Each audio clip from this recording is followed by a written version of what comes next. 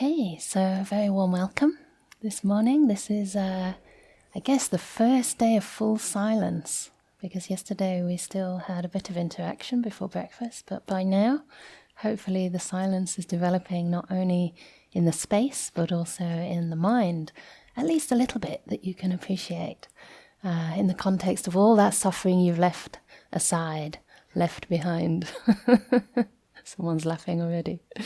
And that's really why we're here, isn't it? It's to understand about suffering and happiness, what these two things really mean, and how to get, hopefully, less of the suffering, more of the happiness. So this is actually the whole thrust of the Buddha's teachings. Everything centers on these two themes. And of course, it's almost the same. But I'm just curious to begin with to ask people, what motivates you to be here? Is it the search for happiness, or is it freedom from suffering? There's a slightly different nuance there.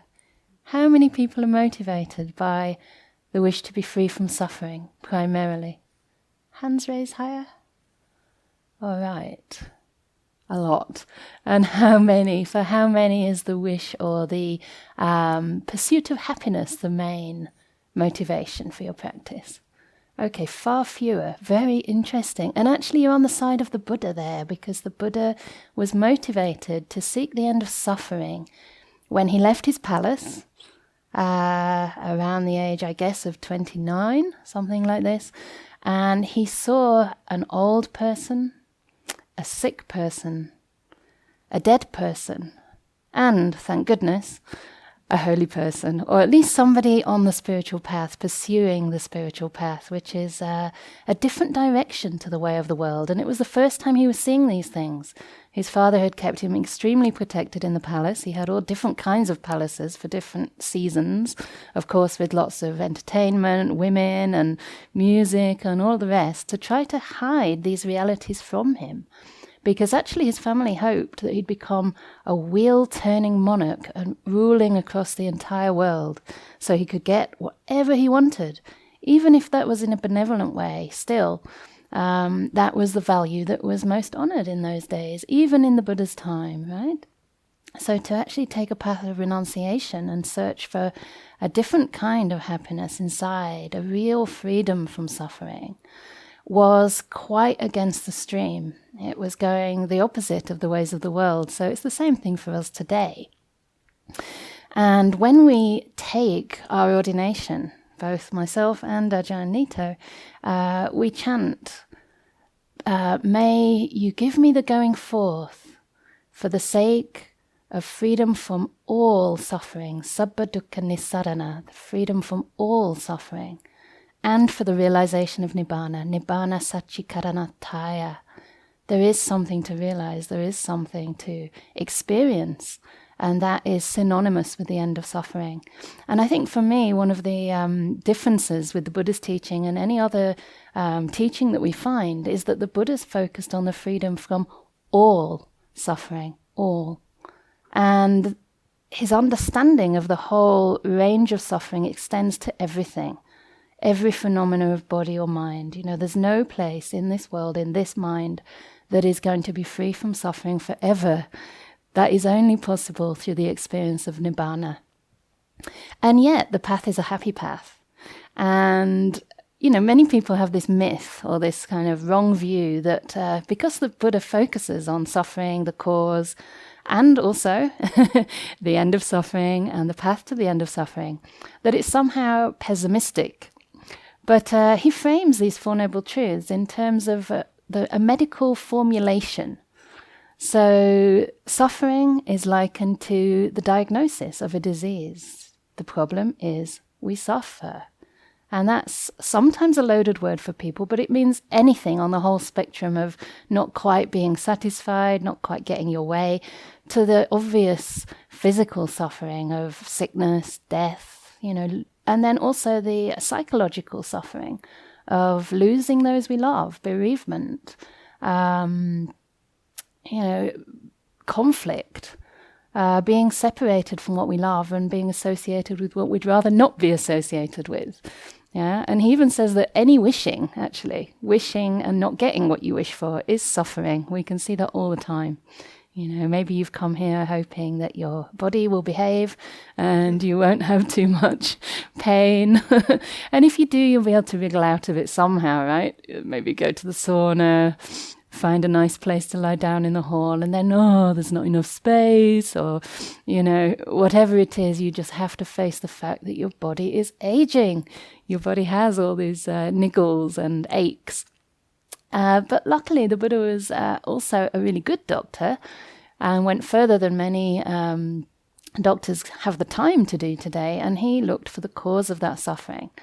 And the cause, of course, is so important if we want to actually free ourselves from that disease. First, we have to know what the problem is. One of our biggest difficulties in life is we don't know what the problem is. So how can we find a solution? And so he diagnoses the problem, but then he also tells us what is the cause. And that cause is basically craving. And to my understanding, the word craving is just another word for discontent, right?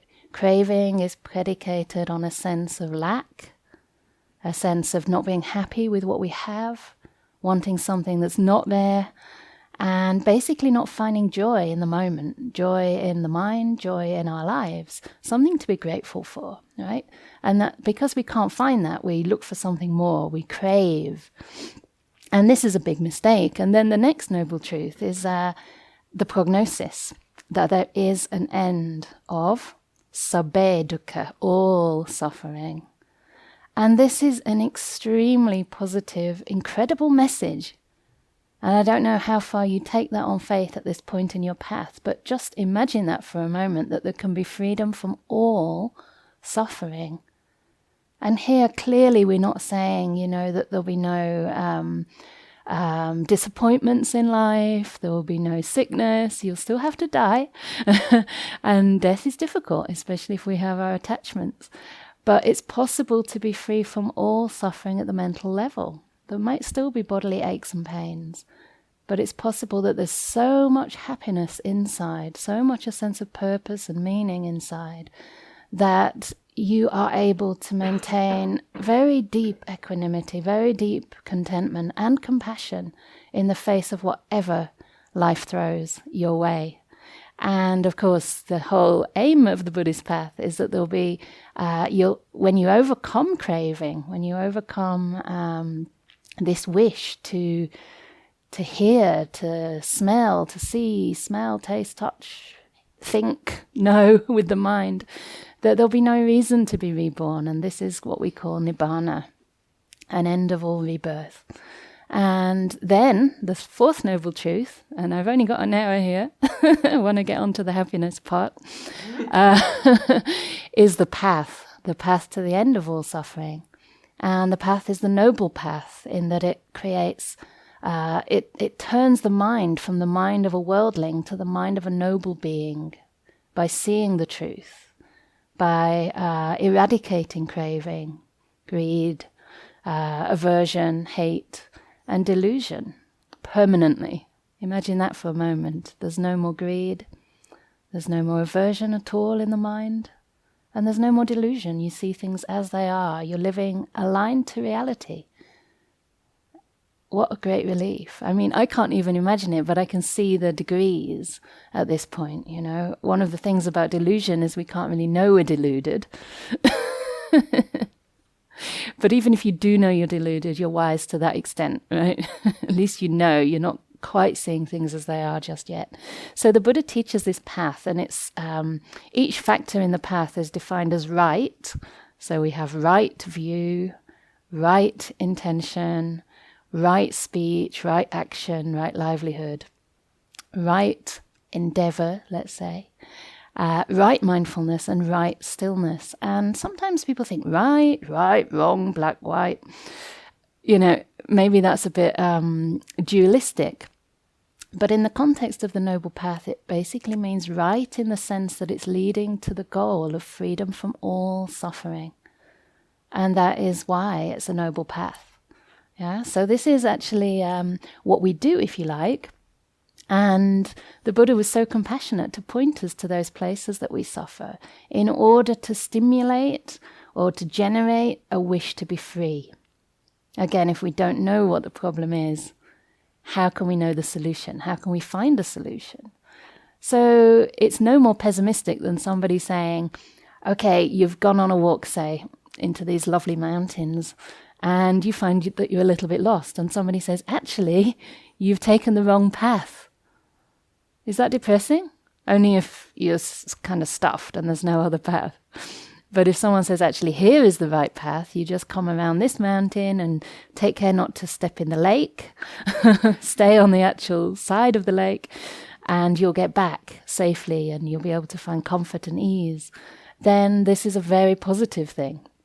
And what I wanted to talk about today is even more positive than that, because suffering and happiness are not two opposites in the way we might think that they are. The Buddha actually taught a beautiful causal sequence that links suffering to happiness, and actually says that suffering is the cause for happiness. So if you're suffering, it's great. This is the start. And the thing that makes the difference between just suffering because you're born, because you have to go through life, and then dying, feeling you've done nothing much meaningful with your life, the difference is when we have confidence, when we start getting confidence in the Buddha's teachings. So this is the kind of spanner in the works, if you like, that starts untying and unraveling our suffering, and unraveling samsara and taking us towards a beautiful path of inner happiness and peace. So this all starts when we hear the Dhamma and we get a little bit of confidence there. And before I get into that, I did want to say that searching for happiness is the sure road to misery. Okay, so again, this is a causal sequence. It's not a search. Searching is very akin to craving. And the problem with searching for happiness, the reason that that leads to misery, is usually because we're searching for the wrong type of happiness, and we're searching in the wrong place, right? And Ajahn Chah said, he had this lovely phrase, he said, it's like you have an itch on your bum and you scratch your head. I was wondering if it's that way around or the other way. You've got an itch on your head and you scratch your bum. That's really stupid. Basically, we really don't understand where this suffering's coming from. And we look for the solution in the wrong place. You know? We look for happiness in the wrong place. And we look for the wrong type of happiness. And this is a very beautiful sutta for those who might want to read some more of the Buddhist texts. It's nice to have a way in. It's nice to kind of read these things in context, either in the context of a talk or something you're perhaps working with at this time. But this is a lovely sutta. It's called the Vibhanga Sutta, Majjhima number 139. Majjhima Nikaya was on the piano a couple of days ago. It's like the reddish book, big one. And in there, the Buddha defines happiness. And he says the types of happiness to be avoided, even to be feared, but it really means feared in the sense that it's not really leading anywhere. And the type of happiness to be pursued. So he did talk about pursuing happiness, and he gave us the green light to really go ahead with that. And of course, the type of happiness, maybe obvious, I'm not sure, is the happiness of sensuality, the happiness of sensual pleasures. And, you know, beautiful sights, sounds, smells, tastes and touches, basically. And indulging in those, right? Pursuing those. It doesn't mean that you can't enjoy nature. Nature's something lovely, you know, it can calm the senses. That's why we chose this place, or Bhante Ninto chose this place, because it's a beautiful, quiet, serene place to meditate. You know, we're surrounded by these mountains. I feel like I'm protected by them. It's as though they're, you know, just holding us calmly and safely between them in this cozy room. And this is very calming for the senses. It's the opposite of stimulation. But it's those pleasures that we try to stimulate ourselves with, you know, whether it's social media or it's kind of indulging in your favorite food. There comes a point where it actually turns into something quite repulsive. How much chocolate cake can you really eat? You know, even if it's a partner and you want to express your affection to them, you know, how much sensuality can you enjoy before it just gets boring and stale? and you actually want a break. You just want to be by yourself, sit quietly, have a cup of tea if you're English. So, it's limited at the very best. And the other problem with it is there's something called the law of diminishing returns. So it works for a while, Ajanita was talking yesterday about enjoying all kinds of sports, and some of them very exciting, like paragliding. I used to want to do that too. What else was it? Like kayaking, or I don't know what else. Some people jump from buildings with a little parachute, and there's not enough time to put the parachute up. So, we can go for all those kind of pleasures, but they end up just being... they leave us in the same place we began. They don't fill that hole in our heart. They don't give us that sense of meaning that we're longing for. Something more profound. And the happiness the Buddha talked about was not only something enjoyable, but something profound, something meaningful. Not just a kind of giddy mood, right now I'm smiling because everything's going my way. Everyone can do that, right? My first teacher, Goenka, said... he used to say this lovely little poem. It's easy enough to be happy when life flows along like a sweet song. But the one worthwhile is the one with a smile when everything goes dead wrong. Yeah, that's a real kind of happiness. That's something sustainable, lasting, something coming from within. So the Buddha's saying we shouldn't be pursuing those external happinesses. They're unstable, they're transitory, they're going to change. And they never really give us that satisfaction that we're after. It's like, there's another simile of a dog finding a bone that's smeared with blood, and it has the taste and the smell of meat, but it actually doesn't have any nutrition at all. So that poor dog can chew on the bone, can get excited by the smell, but it actually doesn't satisfy that dog's hunger. And that's something like sensual pleasures. So we don't pursue them, we don't condemn them either, but we don't pursue them. And instead he said we can pursue, and we should pursue, and develop, and cultivate inner happiness.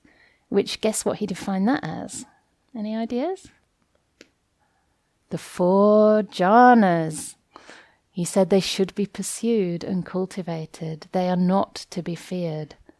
So this hopefully overcomes this myth that goes around in Buddhist circles that jhana is somehow, and jhanas are like states of deep stillness. So as we quieten the mind, we go deeper and deeper inside, and we can come to the place where basically everything stops moving and the mind and its objects unify.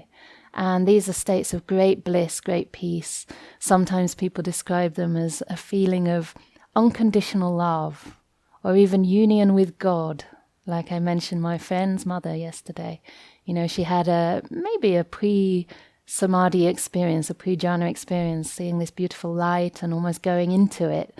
And that felt like union with God. So these are very altered states, and very expansive, very beautiful, very nourishing, and deeply productive of insight as well.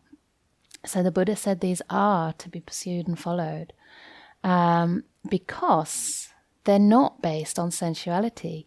They're actually based on the opposite.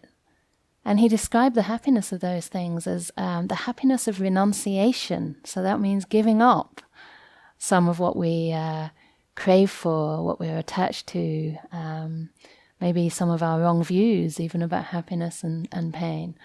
Giving up as in stopping controlling this process, letting things be, letting things unfold. And he also described them as states of seclusion, being secluded from the senses, from sensuality, from even the 5 senses themselves.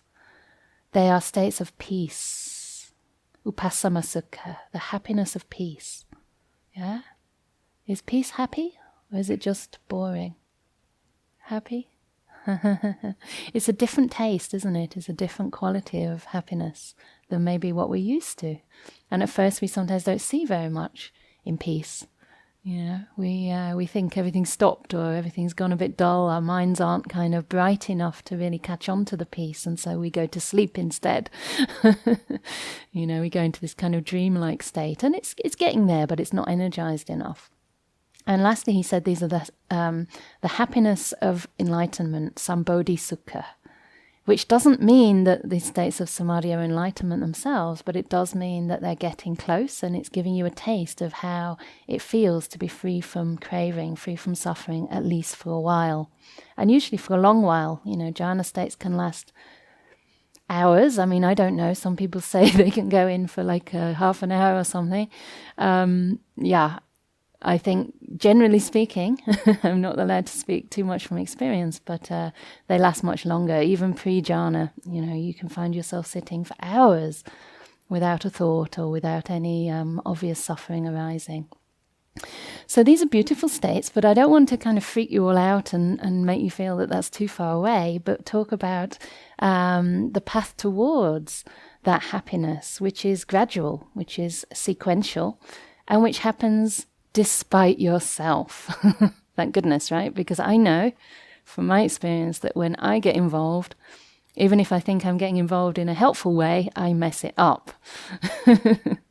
The mind's just getting quiet, and maybe some bliss starts to come out. Ooh, many times I've thought, okay, how much bliss is there? Like, shall I see? Is it in the whole body? And then bang, you're back again. Or it recedes from you. Or sometimes it's subtler still. The mind just kind of lurches forward slightly. Ooh, what's this? It's subverbal. And then again it recedes. So these things happen when we get out of the way. And it's a natural process. So I wanted to talk more about what that happiness is and how it arises from suffering. And first give you a little overview of the path, overview of that sequence. And I'm starting here from the suffering itself, which the Buddha says is caused by birth. Not being born, but actually being alive. Right? The fact that we're already in this human existence is the cause for suffering. And from there, as I said, instead of just going into old age, sickness and death, there's a way to turn the course. And that is through hearing the teachings and developing confidence. So from suffering, this causal sequence leads to confidence as the next step. Confidence in the Buddha's teachings, confidence in the path. From that confidence, it leads to joy, pamoja. Yeah? From joy, and I'm just going through this quickly for now, from joy to rapture, piti. This is where we start to meditate and find that inner happiness. From piti to passaddhi, which is tranquility. A kind of quietening of everything, even the piti gets very calm. And then sukha, happiness, or I like the translation contentment for that. It's a contented kind of pleasure that's getting increasingly still. And from this happiness, guess what happens? The samadhi states, the deep stillness of the mind. So the stillness is born from happiness. It's not a dull state, it's not a state of nothingness. It's a state that's born from happiness as the mind increasingly settles. And then from that samadhi, from these deep states of stillness, we see things as they really are. Yatha bhuta jnanadasana means insight into the way things really are. So again and again in the suttas, the Buddha does say that insight comes from stilling the mind. Or let's say from the stillness of the mind. Because the stillness of the mind happens when the hindrances are overcome. Craving and aversion and the tiredness, restlessness and doubts are all overcome, and the mind just settles deeply inside. And he gives a lovely simile which is meant to indicate that this is a natural process. It happens not because you want it to, not even if you don't want it to, not because you might have low self-worth or you might feel you're a hopeless meditator. That doesn't matter. You can't stop nature by such views. So the simile is one from nature. He says, just as when the rain pours down in thick droplets on a mountain top, the water flows down along the slope and fills the cleft gullies and creeks. These being full, fill up the pools. These being full, fill up the lakes. These being full, fill up the streams. These being full, fill up the rivers. And these being full, fill up the great oceans. So too, and here he's starting from the ultimate cause of existence, but I'll start from suffering. With suffering as a proximate cause, confidence comes to be. With confidence as a proximate cause, joy. With joy as a proximate cause, rapture. With rapture as a proximate cause, tranquility, happiness, stillness, and seeing things as they truly are. So when one stage is filled, the next stage happens as a matter of course. And this is how and where we can put our attention in the path. So if we find that we're still stuck in suffering, then maybe contemplate, the Dhamma, the fact that you've now found a path. Why did you come here? What was the confidence that arose in you to enable you to give 8 days of your life to be here? You must have had an inkling that you'd find something of value, something of worth, right? So what gave rise to that confidence? Maybe you've seen monks and nuns or other lay practitioners that have inspired you. People were saying the other day that what inspires them is to see people who are compassionate, who are kind, who are happy, or who actually give us the feeling of empowerment by encouraging us to follow our own inner truth, to explore along our own line of reasoning or inquiry, and give us that possibility to find the truth inside. And the Buddha did that too. He said, you are your own master in a sense. Like it's up to you to find the way. But here is the map. Here is the path that I trod. Try it and find out for yourself. Come and see. He used to actually give the ordination by saying, Ehi bhikkhuni, come bhikkhuni. Just come.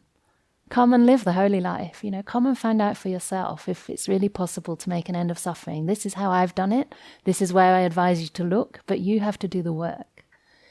And for me, this gives enormous confidence because there's no agenda there. There's no motive. No teachers saying, hey, come on board with me and I'll kind of make you happy. If they say that, forget it.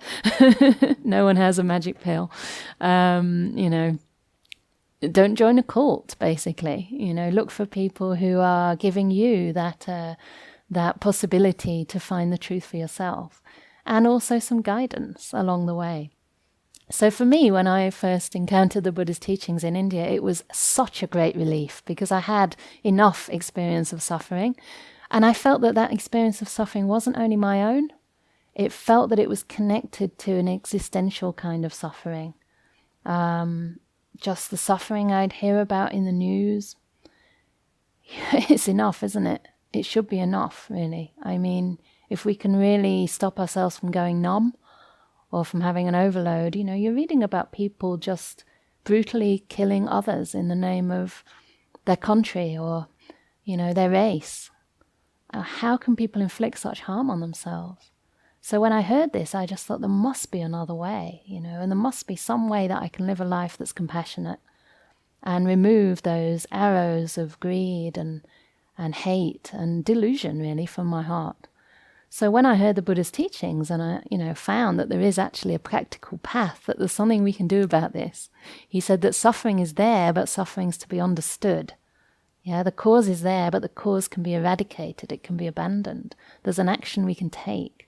I just felt immense relief. And that led to a great deal of inspiration and confidence that I decided from then and there to commit the rest of my life to practice and to kind of pace myself, to give myself another retreat a few months later and then to serve on some retreats. And I found that just as the practice was working for me, it was working for others as well.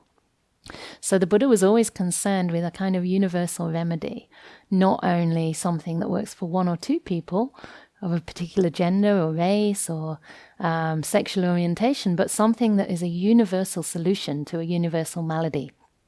So that gave me enormous hope. And before then I'd been traveling around India with my backpack and going to all the most beautiful places in the Himalayas, going to a couple of full moon parties as well, which I didn't exactly stay completely straight. But none of that was interesting to me anymore after I found this way to find real happiness inside. And even though my meditation, I don't know if I could say it was deep or not, but I started to understand that I create my world, I create my happiness, and I'm reacting to things inside me, not to things in the outside world. So that meant the solution could come from within. And I started living a much more ethical life just naturally. I don't think I was very unethical, but I was a teenager at that time, 19. And by the time I'd done my first retreat, I just had no interest in those sensual things I'd been into before. Not even the music that I was really obsessed with was as interesting as just being quiet and being present to my experience, whether, just traveling or in meditation. And it was a bit of a purging sort of couple of years with all these songs that I'd put in there coming back to haunt me, terrible songs, some of them. I thought, what did I do by putting all that in? So it was just natural for me to start letting go of those things. And the more I practiced, the more that confidence developed. And of course, then I started meeting really good people who I could trust, teachers that helped me to go deeper in my practice. And all this while, this aspiration to renounce and live as a monastic was growing, was developing. It wasn't something I felt I had to do. It wasn't something that, the world outside wasn't something I rejected. It was something that, through understanding its nature, just didn't have the same appeal anymore. And yet, at the same time, compassion was arising, a feeling to be connected to others in order to help them on their path. So this is a really beautiful response to suffering. Usually we have unwise responses. We experience some suffering in our life, some disappointment, maybe some grief. And we think, oh no, I don't want this. This is terrible. We push it away. We don't want to feel it. We spin out. Maybe we even turn to alcohol or drugs. Just because we can't bear to feel the pain, and that's totally understandable. There's a lot of suffering in life and there's a lot of tragedy. And, this is the way we're conditioned, is to run away from that. So we resist it, we push it away. Sometimes in our meditation, it's not quite going the way we want. And although you might not say it's outright suffering, there's still a sense of, oh, okay, I'm going to be with this. I don't really like it, but I'll just kind of stand back a bit. And then you realize, oh, I'm resisting. And you soften the mind and you open up to it instead. And lo and behold, that suffering softens too. Yeah, so we have to find this skillful way to handle. The other way that we often respond to suffering is we wallow in it. We make it all about us. This is so unfair. Why me? I've done everything right. This shouldn't really be happening. And we wallow.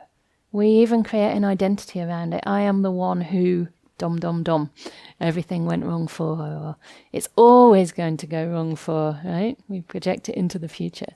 So these are the ways we're used to working with suffering, actually not working with it at all, staying away from it or kind of just getting swallowed up. And the Buddha gave a different approach. He said that suffering is to be understood.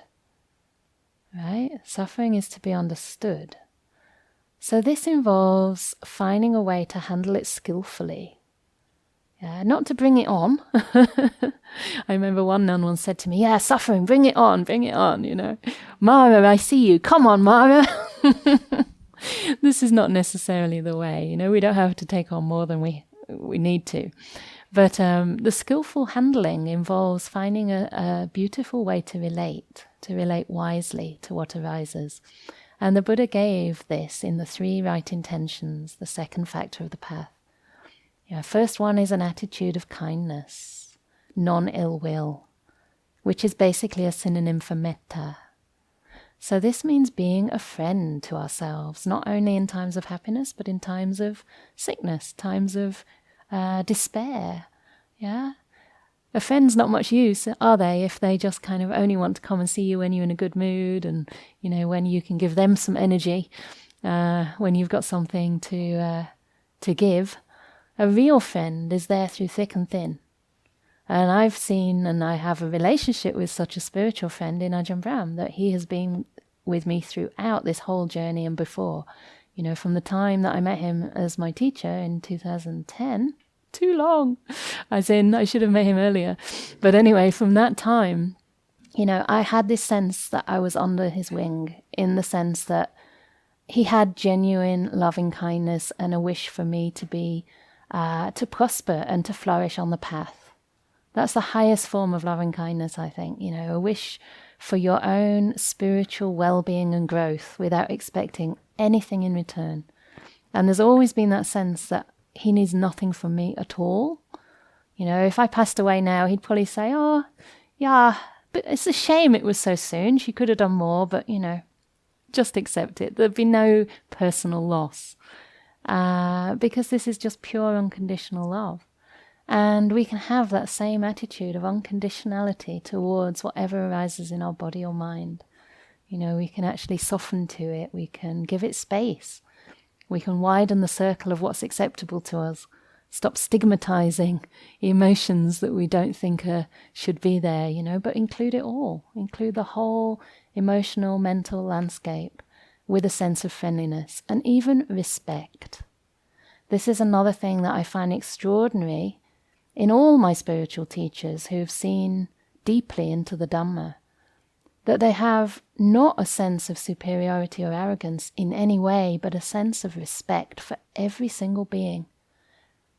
And perhaps especially those beings who are trying, those beings who are genuinely pursuing the path. There's enormous respect and a sense of trust that's granted almost automatically. And that is incredibly powerful because it helps us to trust and respect ourselves. When we have that reflected back to us, then it can start to teach us how to do it for ourselves. So we can take examples in our lives and then try and respond to our own inner world in the same way. How would you treat a friend? How would you respond to someone who came to you saying, I'm struggling right now? Would you be like, oh, for goodness sake, you always struggle. I don't want to see you today. Or, you should be happy. Or would you say, oh, what can I do for you? How can I serve you? Tell me all about it. Let me listen. So this metta is a very open, receptive, warm and friendly attitude that we can have towards the suffering that arises. And the next one is to be gentle. Yeah, avihimsaka. It literally means non-violent. And Ajanita was saying yesterday this beautiful idea of stopping the fight. It's like making an armistice with your mind. Ajahn Brahm talks about that in one of my favourite talks. I think it's called At Peace with Experience. If anybody wants a brilliant Dhamma talk that can stay with you for the rest of your life, look it up. It's actually on YouTube. It's an old talk, but it's called At Peace with Experience. And it's just sets you off with the right attitude. It's like the A to Z of what you need, really. I mean, everything else stems from there. And he talks about making an armistice with the mind. So I looked that up online, what really is the meaning.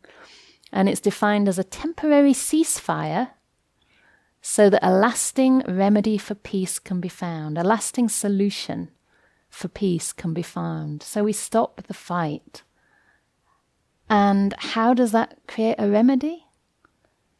When we stop the fight, we can actually see what's going on. We can see how we're building suffering. We can see what we're doing. We can find a solution. If we're running away from suffering, we can't really understand it. We can't have that chance to really find an appropriate response.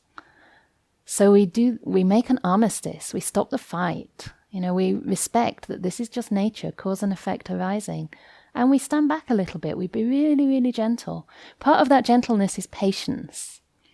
And in a couple of months, I'm giving a retreat on patience. And I spoke to my bhikkhuni friend, Venerable Canda, and I said, oh, patience is going to be really unpopular with everybody. We had to jazz it up and call it something like the gentle art of patience or something like this. And she said, yes, there's nothing we hate more than patience. And it's true, isn't it? There's nothing we hate more than patience, because we want our results now. We don't want it later. It's like, okay, I'll be patient now if it's going to come later. But can you be patient even if someone tells you it's never going to come? Can you still be patient? And patience is actually something quite beautiful. It's quite refined. Being patient just means being now, waiting where we are. Stopping, again, that craving. Being patient means landing here and just being with no agenda as to how things are going to unfold, when they're going to unfold. Don't pick up that burden of time. You know, for me as a monastic, it's dangerous, because the longer you've been in robes, and now it's 28 years. No, not 28 years, 18 years. I'm not that old. 28 years of practice, though. And 28 years of practice, it's like, oh, shouldn't I be enlightened by now? And what I recognized is that in the beginning of the practice, it's easy to be patient. But the further on you go, the harder it is to be patient sometimes. Because you think, okay, this is like further down the path now, so I should be getting there, right? And of course we are. You know, every single step is a step forward, or a step inward, should I say. But sometimes we don't notice the change. The change is something you can notice when you look back. You know, a year, 2 years, 5 years. And we see that things really are developing, but not in the time we wish. And if we can just take away this idea of time, then actually nothing's wrong. Nothing's wrong. Whether we get enlightened in this life, I'd like to get enlightened in this life. But really, what divides this life from the next? It's just another moment. Death is a process. It's just a continuation. You know, it's not really an end. So the main thing is that we're practicing, and that we continue practicing. And eventually, if you don't stop practicing, then, you know, you will start to get the fruits. It's inevitable. And that's why I love this sutta so much. It talks about this as a process. So we become patient. And patient, not waiting for something to happen, but just patient for the sake of the beauty of patience. See if you can notice that. And then the last beautiful, wise way of relating to the suffering that arises is a sense of, it's hard to translate, but the actual word is renunciation, renouncing. And I also have trouble with that word, but also the word letting go, because it sounds like we're doing something. And letting go is not an action, it's a result. It's a result of establishing these right ways of relating. And it happens quite naturally, that things start to fade. I was thinking maybe changing the word let go to let fade. But it starts from letting be. You know, you just are with what's there, with this beautiful good karma attitude, is Ajahn Brahm's description. We're making good karma by the way we're aware. And then we just allow things to arise and also to fade. As long as we're not fueling things with craving and aversion, then they will eventually fade. They're just old karma coming up to the surface. And if we respond with positive karma, with kindness, with gentleness, and letting them be, not identifying, not controlling these things, that's a part of letting go, then they naturally fade. So the problem disappears. So this is some of the ways we handle our suffering, and this gives rise to enormous confidence and also to joy. From that joy we gain inspiration. From the confidence we gain inspiration, and that gives a lot of joy. And of course, even as we respond to the world using loving kindness or compassion, that gives a certain joy to the mind. You know, the joy of loving kindness. It's a very, very beautiful, happy state of mind. It's a beautiful intention. And after a while, in the beginning it might seem like, oh, I'm just trying to be kind. It's not very genuine. But after a while, the more you practice it, the more you start to actually experience that metta as a quality in the heart. So this gives rise to joy. And one of the important things in the Buddha's teaching is that he doesn't say just experience joy, then move on. He says, really linger in it. Really bring it up in the mind. Reflect, for example, on your goodness, on feelings of gratitude, things in your life you can be grateful for. Just allow the mind to enjoy the peace without looking for anything more. and really soak it in. So we have to learn to soak it in. And this has been proved by neuroscience now. There's something called, there's a book by someone called Rick Hansen called Hardwiring Happiness. It's really good if you want to read it. The only caveat on that is that he talks about any kind of happiness. And although it's supposed to be ethical happiness, he doesn't talk much about ethics. So the Buddhist happiness is ethical. It has a wholesome flavor to it.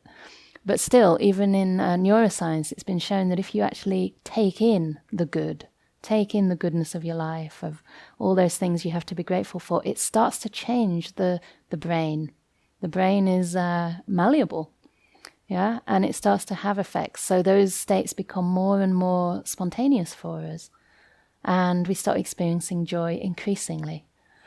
So when we then go to sit down to meditate, we've already got confidence, we've already got an amount of joy just from living a beautiful life. And all we really need to do is perhaps bring up some of that joy in the beginning through a bit of metta or, like we did yesterday, imagine you're in this safe space and you're just feeling content. Just bring up these attitudes. And that is usually enough. And then the mind will naturally, when it's ready, when there's joy, when there's energy, it will naturally find the breath, or it will go towards loving kindness, or it just works with whatever arises in a skillful way. So you don't need to make much effort. And then the piti will start to arise, the happiness, the rapture that comes from inside. From the rapture, it starts to calm down, but usually it only calms down when we've had our fill. That's what I noticed. Like in the beginning when I started to allow the piti, and this is probably a good 28 years of practice. The first 14 years was really about, for me anyway, the focus was on developing equanimity. And once I turned more to samadhi practice, development of deep states of meditation, I was kind of not given, but in a way the Buddha says again and again to enjoy the wholesome state. So I felt like I had permission to really enjoy pleasant feelings of body or of mind. And it took a while to learn to really soak it in. And at first it was like, oh, I'm not sure if this is okay or not. But then you read the suttas and the Buddha says it is.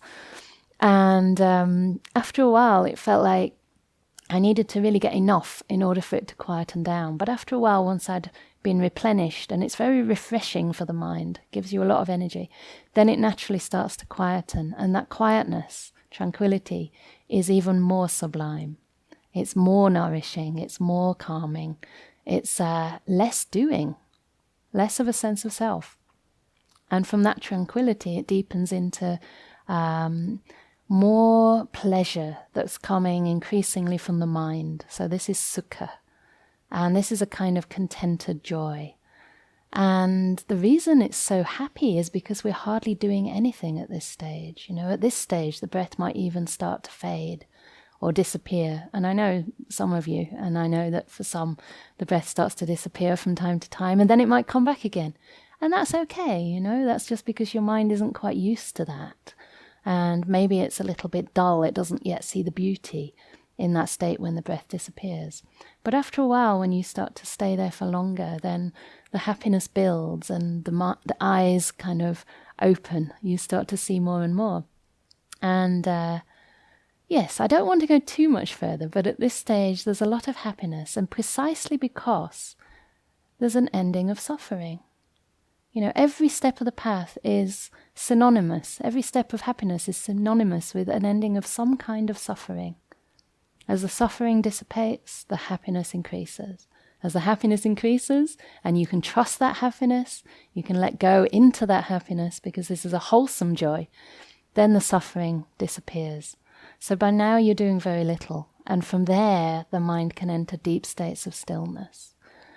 And again, they're still because there's so little suffering.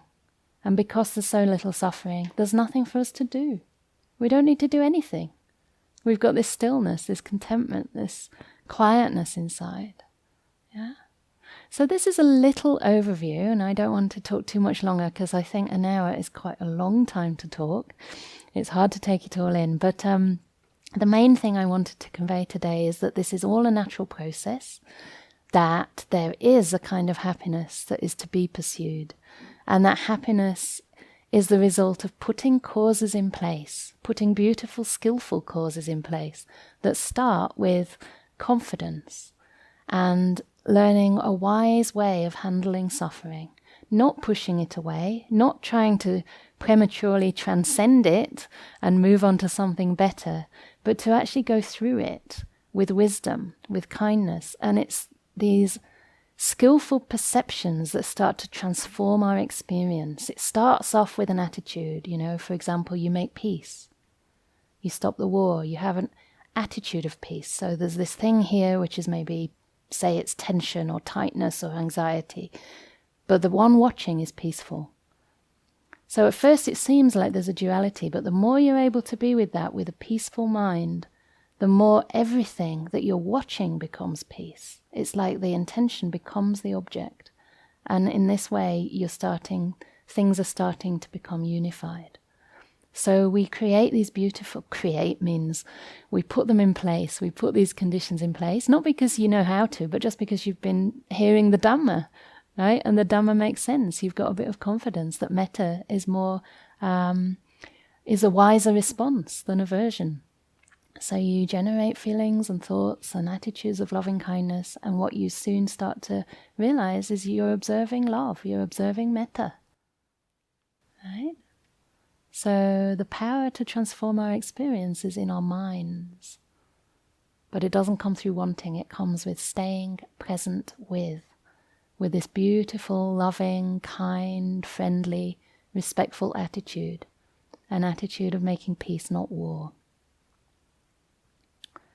So, I think that is enough, and hopefully you can continue to explore this whole realm of suffering and happiness, and just appreciate happiness when it arises. It might not be how you imagine it to be. It might be very quiet. It might simply be more like an end of suffering, and you haven't seen the beauty in that yet, but just notice it. Every moment between your thoughts that's silent, that's beauty. There's beauty there. Every moment of being present to whatever it is, there's something beautiful there. Mindfulness is happiness. So keep on exploring this whole realm.